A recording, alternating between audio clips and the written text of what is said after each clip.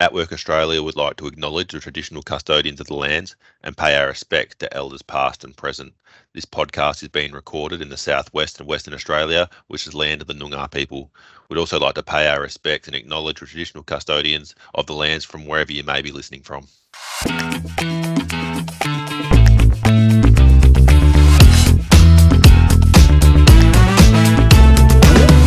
Hi everyone, welcome to Candid Conversations with Shaun.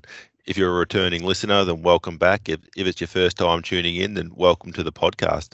The aim of these podcasts is to share the stories of atWork Australia's incredible clients and the journeys they've been on to overcome barriers to be able to find employment.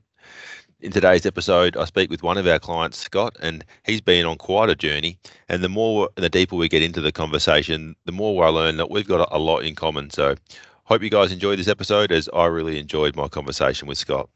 Thanks so much for coming in today and agreeing to have a chat with me about your personal journey and how atWork Australia has been able to support you to find employment. Yeah, not a problem. To give our listeners a bit of an idea into your background, you able to give us a short introduction, tell us a bit about yourself? My name's Scott. I'm 34 years of age. Birthday's coming up next week on the 24th, so pretty excited. You're kidding. You're turning 35 next week on the 24th of February? Yep. Oh, well, guess what, mate? I'm turning 35 next week on the 24th of February as well. Oh, what? No way. What are the chances?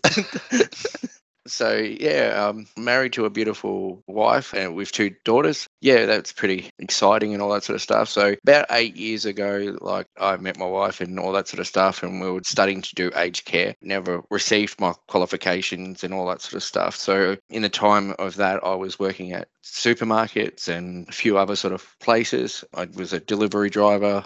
Moved from Victoria to Tasmania and worked over there for a bit in the supermarkets, and then came back to Victoria and kept on working supermarkets and everything. But because I was so wanting to care for people and the elderly or people with disabilities, my desire for that industry just got more, and wanted to go back and study to receive my certificate. I was with another job agency, but I felt like they weren't listening to me. And so at the time, trying to find work and get something that I wanted to do to enjoy was really hard.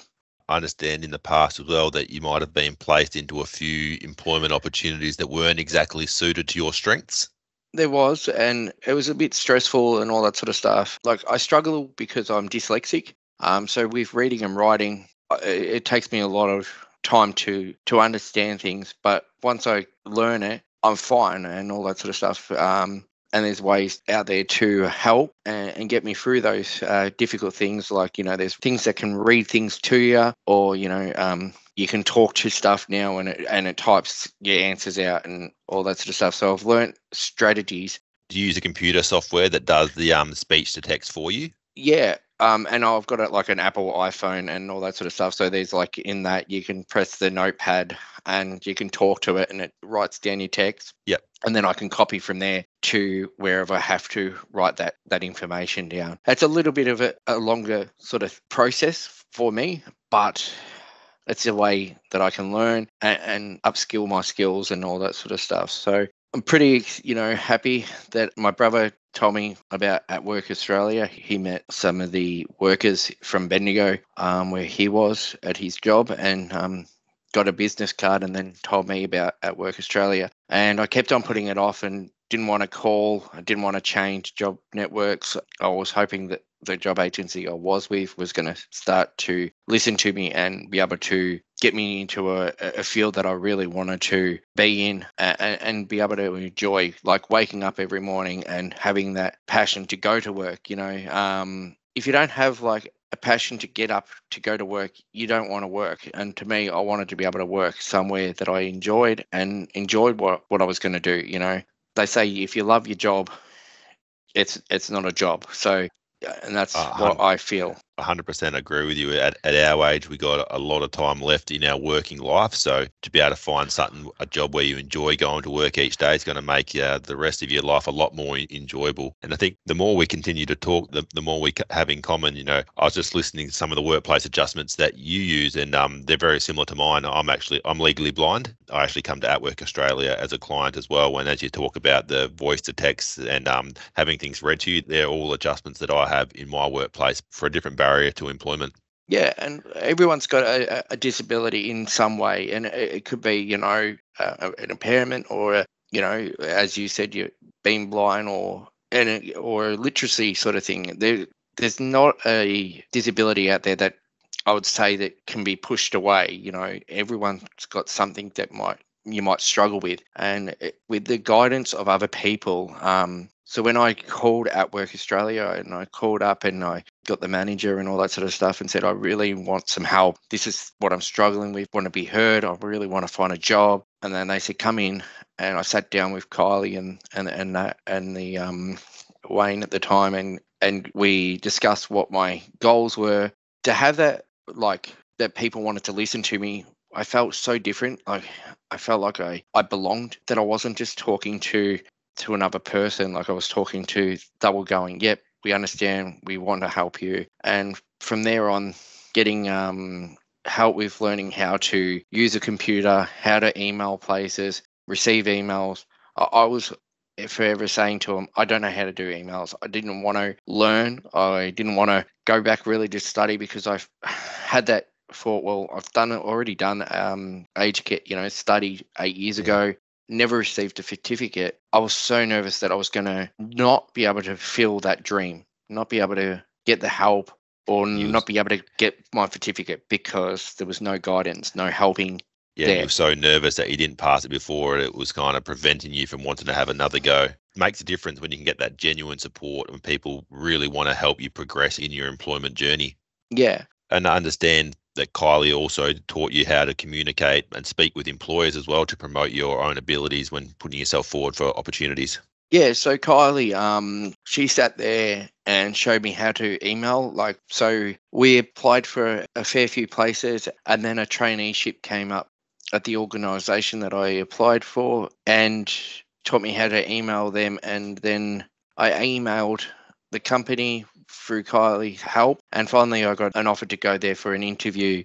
And then they said, sorry, but we don't have enough people for this traineeship. But because I showed compassion and all that, and there was only like 3 people that turned up to the interview sort of thing, and they needed like 12 people to be able to run a traineeship. The manager there offered, and with the other people who was on the panel for the job, offered me to become an unqualified PC worker, and to be able to do my study and get my certificate and learn at the same time. So with the help of atWork Australia, to be able to write an email, to how to go for an interview and talk to people, made me feel so confident. Like, I was still nervous. I didn't think I was going to be able to get the job, but in the end, I ended up receiving the job and going on and doing my certificate and learning how to use, because I wanted to do my certificate in a classroom, because I was so nervous. Like, I wanted to have that guidance and all that, but the only way was to do it by Zoom. And I was like, to Kylie, I'm not going to be able to do this. This is too hard. I don't know how to use a computer. I'm going to muck it all up. I don't know how to get onto Zoom. How am I going to be able to watch a Zoom meeting and plus go into a portal and do all the schoolwork and manage this? This is just too stressful. But in the end, I was able to sit there and got through and learn how to, the company that I did the course through, that was aged care services, off the top of my head, I'm trying to remember. And they were able to help me, and they listened. They could see that I could struggle. The teacher that I had in that class was so understanding and just gave me the guidance and compassion. And I just, if I couldn't understand something, I could call atWork Australia, and they could help me, teach me how to get onto the computer and do things that I didn't think. And in the end, I was actually teaching myself new skills that I never thought I was going to be able to do. And then I could teach other people in the classroom how to do stuff that I was teaching myself out of nowhere. And, that was amazing. And I think sometimes in the early days that the actual just starting the course can be the most overwhelming when you look at it from at the beginning, like, oh, wow, how am I going to be able to achieve this? But once you start, just get stuck into it, start working away at it, and then you get that tailored support where people really tailor the education to suit your ability, that makes a big difference in the whole learning experience. Yeah, it does, because navigating around study with 2 kids as well as everyday sort of learning, I was like, how am I meant to learn and then still be able to have time for the kids at home and all that sort of stuff, and time to be able to spend with my wife and everything, and still Yeah, still learn all these sort of things. It was just... I totally understand where you're coming from. We have even more in common. I have two little girls as well. I'm working full time and I'm studying as well. It's a lot, and it can be very exhausting at times. So you've really got to learn how to manage your time. And when you do have that time to sit down and study, you got to try and make the most of that time. How did you try and maximize your time to study, or did you have anything you put in place to help maximize your time?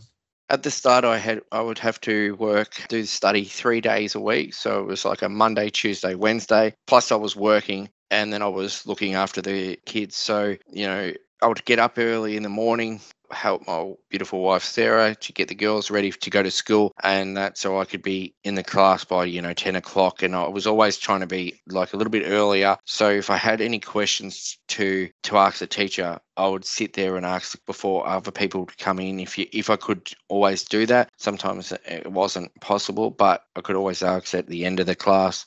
And it's just communication and trying to work out times of around when I was doing those the classes, or setting a little time in the afternoon after class. Okay, I've got a module that needs to be completed by such and such. How am I going to do this? So just taking that time to do that. And sometimes that can be very hard. It's like, it might have took me a few days to get around it, but then eventually I worked out a time to do it.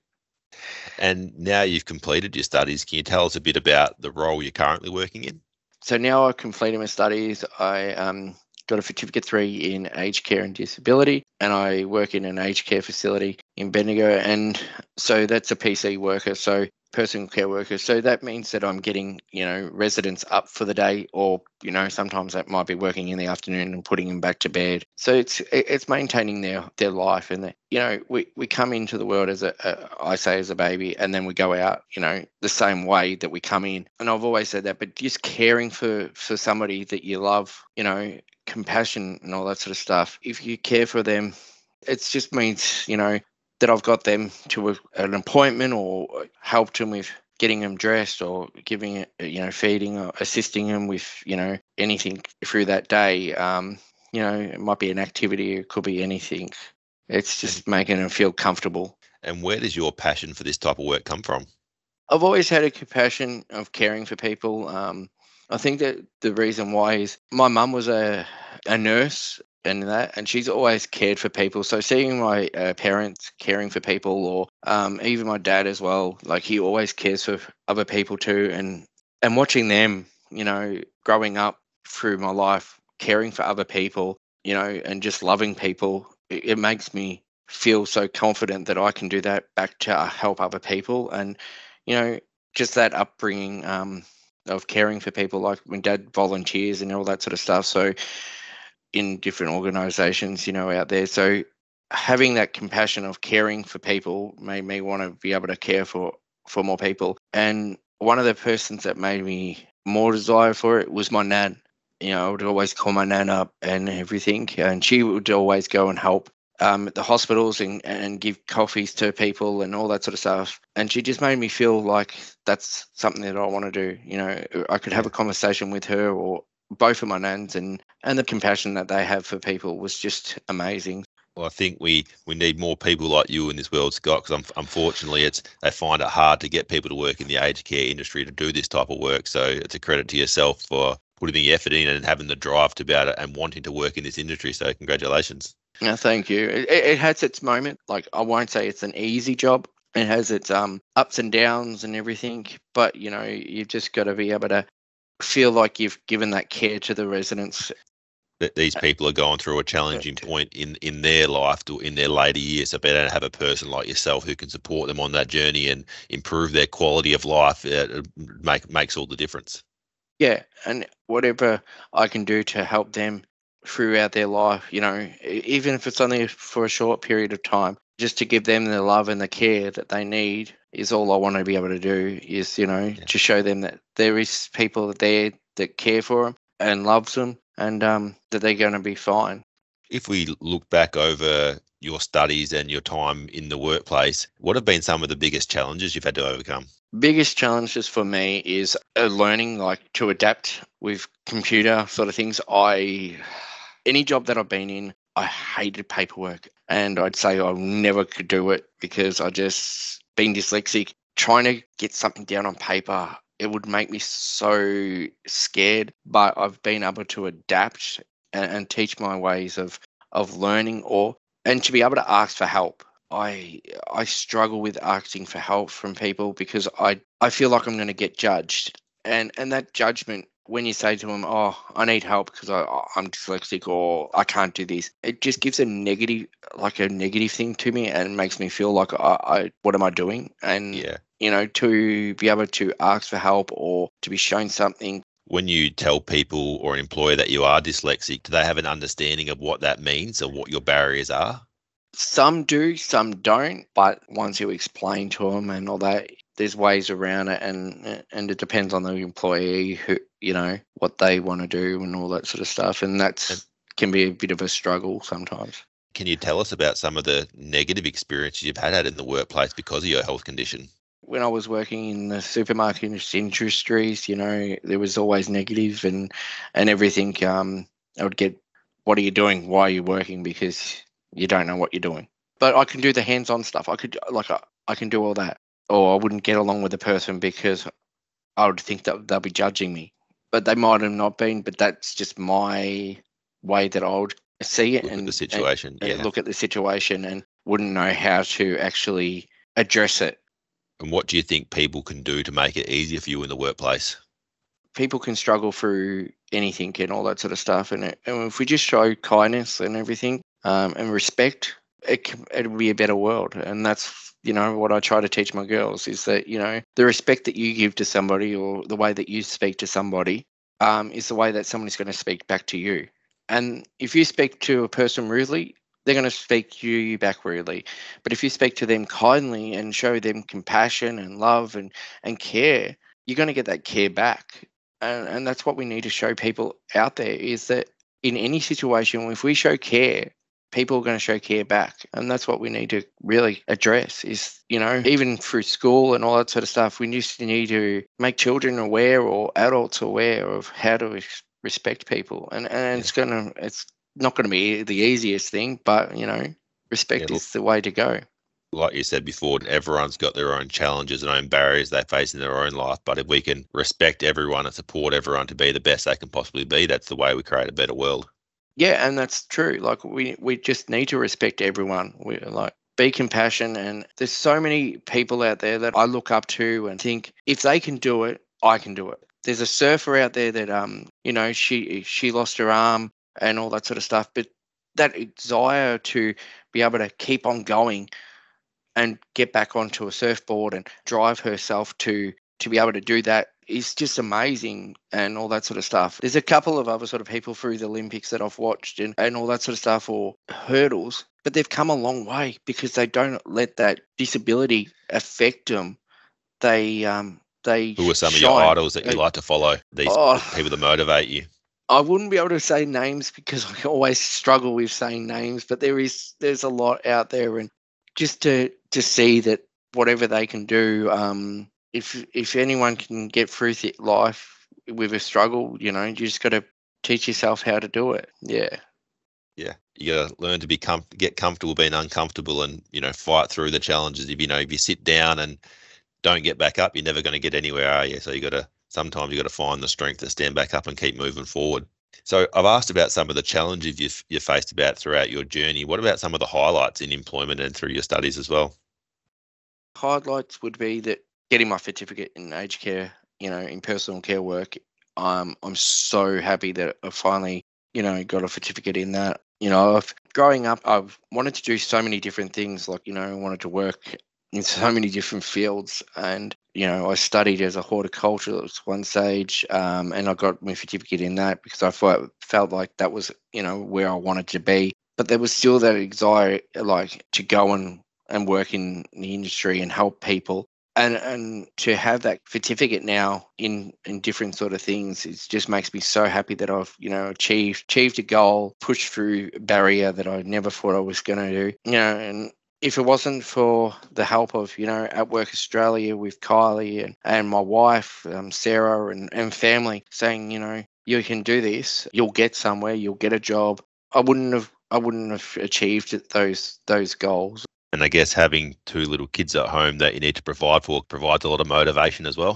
It does, because, cost of living these days, you want to be able to give them whatever they need and all that sort of stuff. But I always say that I don't go to the job for the money. I go because I love what I do and I want to be able to help people. The money's a bonus, but I'm not there for that, always there for that. I'm there to be able to care for people. Yeah, you're genuine in what you're doing. You're passionate about supporting and caring for others. So that's great to hear. What would your advice be to other people who might be trying to overcome their own barriers to find employment? Reach out. I would always say reach out. Like, don't be afraid to pick up the phone or, go to a job agency. It was so hard for me to pick up the phone and give a call or to walk in. But once I made that move and overcame that barrier, face that fear, you can do anything if you put your mind to it. Don't let anyone put you down. Just get out there and try with your best. And hopefully, you'll be able to do what I've been able to do and get over my fear of judgmental and people will judge me for, who I am or what I can't do or what I can do. Just face that fear and hopefully you find somebody that can listen and help you through your journey or through the goals that you want to receive and all that sort of stuff. Hopefully with me sitting here and talking and all that and, giving you the wisdom to get out there to get a job, and face the fear. Hopefully, my words make you feel connected and, I'm sure a lot of people are afraid of the unknown. So it's taking that initial step and putting your hand up and reaching out for support, there's no shame in doing that. You've done it. I've done it. And once you do take that leap and get the support from other people, it can make a big difference in your life. Yeah. And what would your advice be to employers who may have concerns around employing a person with a health barrier? To me, we all struggle. And it doesn't matter if you're the brainiest person or a person with a disability. We all struggle through life. Give somebody a chance. The only way to see if they can do that job is give them a chance. And if you don't give them a chance, how they're going to be good at it?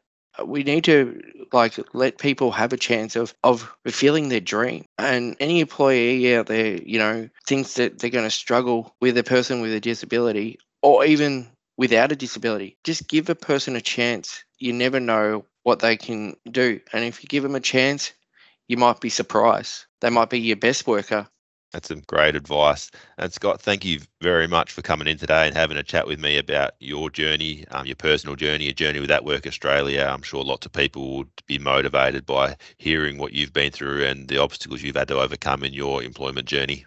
No, thank you. I really appreciate it. And as I said, I just hope the words that I've spoken today of how I picked up the phone and finally made that decision to walk into atWork Australia. atWork Australia has helped me overcome my hurdles, and I'm so compassionate that I finally got my certificate in aged care and disability, and that I'm working in a field that I am so happy that I'm working in, and I just hope these words can help somebody out there. Yeah, and I'm sure they will. And I'm glad you've had such a positive and successful experience with atWork Australia. So I hope your journey continues to keep going on the same trajectory and you keep getting all the success you deserve. Thank you.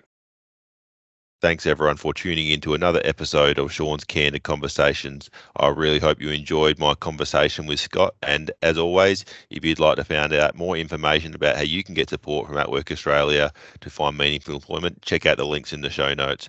And please be sure to click subscribe to stay up to date with our latest stories. Thanks, guys, and we'll see you in the next episode.